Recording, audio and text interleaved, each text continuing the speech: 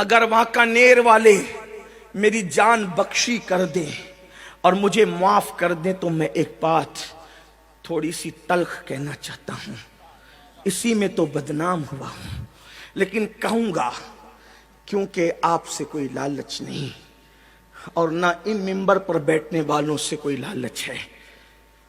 پیر کا بچہ پیر بننا چاہتا ہے لیکن عالم کا بچہ عالم نہیں بننا چاہتا۔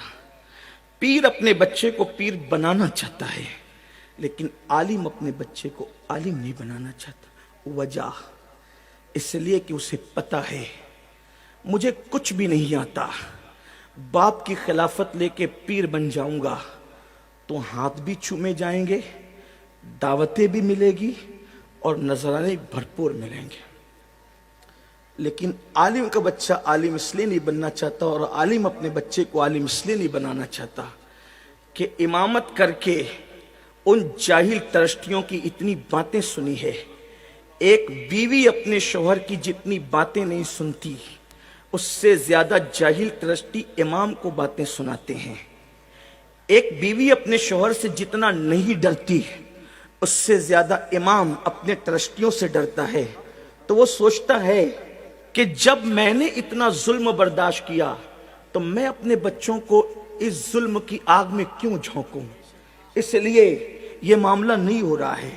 واللہ میں اللہ کی قسم کھا کے کہتا ہوں میں کسی پیر کا مخالف نہیں، اس لیے کہ میں کہیں ایک پیر رکھتا ہوں، ایک پیر سے تو مرید ہونے کا شرف حاصل ہے اور درجنوں پیر نے مجھے خلافت اپنے کرم سے دے رکھی ہے، اس لیے اتنے مشائخ رکھتا ہوں۔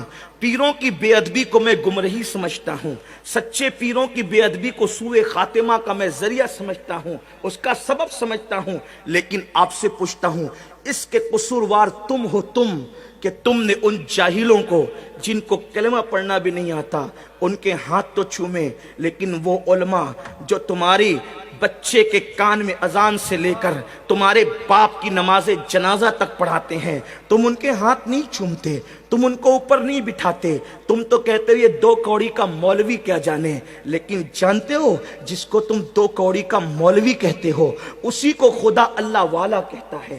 آپ کیا سمجھتے ہو اللہ والا؟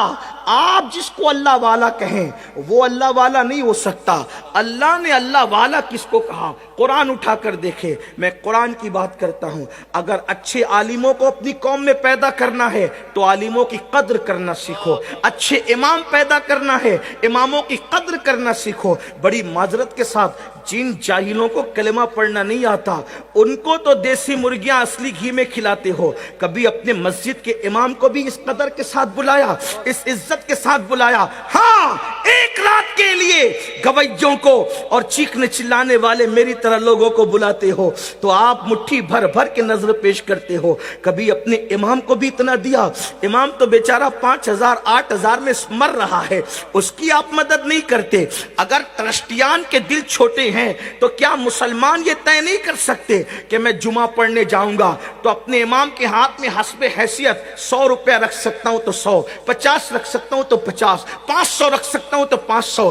اگر ہر مقتدی امام کے ہاتھ میں جمعہ میں رکھیں تو جتنا اس کو مسجد سے ملتا ہے اس کو 10 گنا زیادہ اپنے مقتدیوں سے ملے گا، اور جب وہ خوشحال رہے گا تو وہ بھی چاہے گا کہ میں اپنے بچے کو اچھا امام بناؤں گا، اپنے بچے کو اچھا عالم بناؤں گا۔ لیکن میرے عزیز آپ ایسا نہیں کرتے تو ہمارے پاس اب اچھے عالم ختم ہو رہے ہیں، اچھے عالموں کا فقدان ہو رہا ہے۔ لوگ نہیں پڑھنا چاہتے، ماں باپ پڑھانا بھی نہیں چاہتے، مگر یاد رکھو علماء کی اگر تم عزت نہیں کرتے، میں یہ نہیں کہہ رہا ہوں کہ پیروں کی نہ کرو، میری بات کا غلط مفہوم نہ لینا، واللہ میں اپنے مشائخ کے پیر تک چومتا ہوں اور میں سمجھتا ہوں کہ اللہ نفل عبادتیں مجھے وہ مرتبہ نہیں دلاتی جو میرے مشائخ کا احترام مجھے مرتبہ دلاتے ہیں۔ میرا عقیدہ اور نظریہ یہ ہے